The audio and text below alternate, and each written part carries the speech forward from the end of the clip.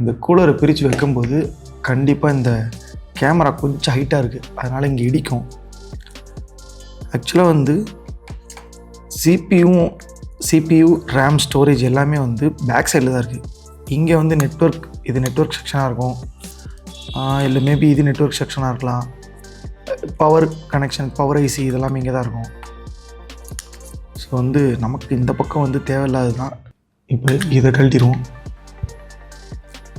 எனக்கு தெரிஞ்சு இதை கழட்ட தான் ரொம்ப கஷ்டம் நினைக்கிறேன். ஸோ கைஸ், நான் எவ்வளோ நேரம் சொல்லிட்டு இருந்த தெர்மோ எலக்ட்ரிக் கூலர் இதுதான். ஆக்சுவலாக அந்த தெர்மோ எலக்ட்ரிக் பார்ட் வந்து இந்த ஒயிட் கலரில் இருக்கு இல்லையா, இதுதான்.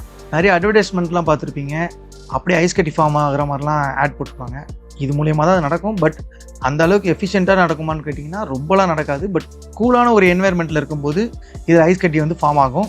இல்லை நீங்கள் ஒரு லிக்விட், அதாவது எக்ஸாம்பிளுக்கு ஒரு தண்ணியெல்லாம் எடுத்து அந்த வாட்டர் டாப்பை வந்து ஒன் சைடு வச்சிங்கன்னா, கூலாகிற பக்கம் வச்சிங்கன்னா கண்டிப்பாக